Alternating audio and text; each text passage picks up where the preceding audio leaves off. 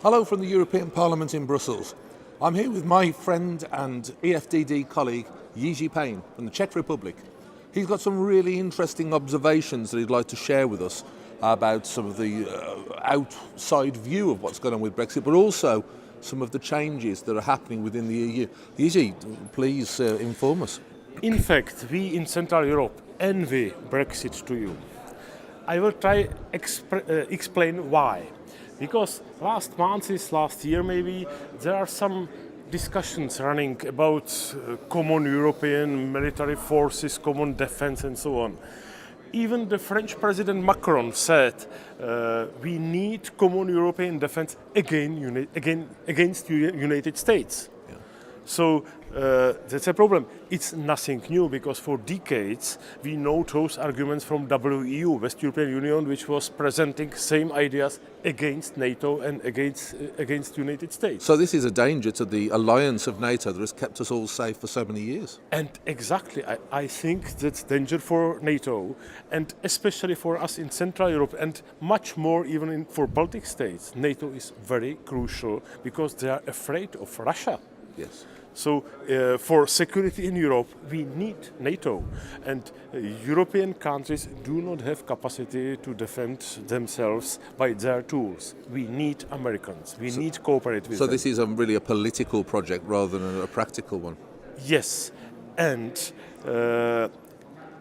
let's imagine something like that might be established.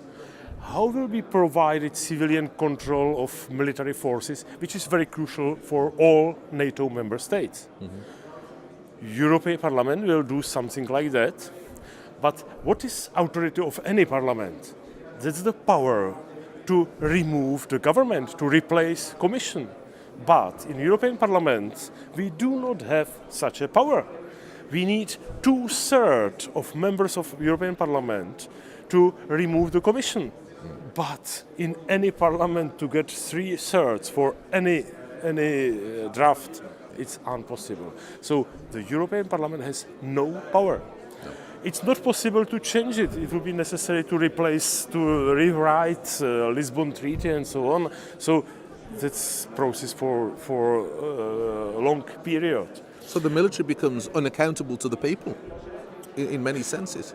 I can imagine situation. Some years ago, French President Sarkozy lent some money from Saddam Hussein Muammar Gaddafi from Libya. Mm-hmm. And instead to return money back, he initiated war against Libya. Yeah.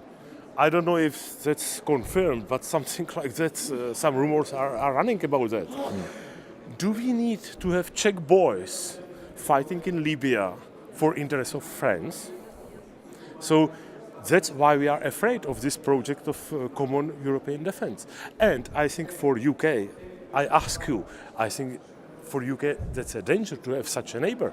Absolutely, and we always say in the armed forces they serve Queen and country, and now they'll be serving the EU flag and a greater political scheme which has no bearing on our national interest at all, and at the same time damaging NATO, which is all about our national interest, so it's very, very dangerous.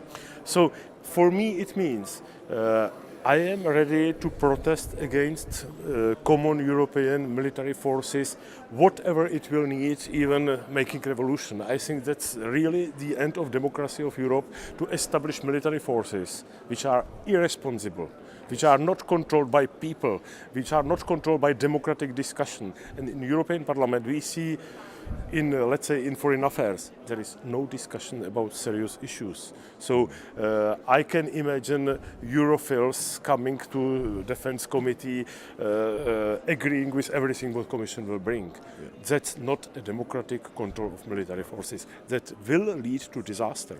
And you can be happy because of Brexit, you do not need participate on this catastrophe on European continent. Well, we don't need to, but there is a danger that we may still be involved, and this is one of the things that the British people are concerned about, because several years ago in a debate about the EU, Nick Clegg, who was a very pro-European politician and member of the Liberal Democrats, said that the idea of an EU defence force was a dangerous fantasy, and we were making it up. Yeah. And now here we see it actually happening in front of our eyes, to our horror. And the effect of this rolling forward just shows the EU does not stand still. It evolves, it develops, and it becomes more. So for all of those people who voted in 2016 to leave, what they voted to leave then was, if anything, less dangerous than what it will be in a few years' time. Yeah, and I feel imperative for us. We must stop it. Yes. Well, we will support and help you from my part, and from, I'm sure, the people back in the UK who see this feel the concerns that you have, and we will be with you, by the side of you, backing you, making sure that, you know, we add our voices to yours on this really dangerous and important issue. I expressed that several times already. We need cooperation even after Brexit. Yes, and with good friends and colleagues like we have, there is no danger of no cooperation after Brexit. This is one of the things that's so important when you have a great colleague and friend like Jiri to point out to the people back in the UK, Brexit doesn't mean we lose friends. We keep our friends, we just cooperate even more deeply. And even our states need cooperation. Absolutely. And basically, Czech Republic already passed the law, which is giving for 2 years period for British citizens on our territory all rights as European citizens. So we was the first in Europe who already prepared conditions. In Czech Republic, Brexit will be not so hard. There you go. Good news from the European Parliament for a change, and thank you to our friend here, Jiri Payne, from the Czech Republic, for sharing these really interesting and many positive points with us. Thank you so much.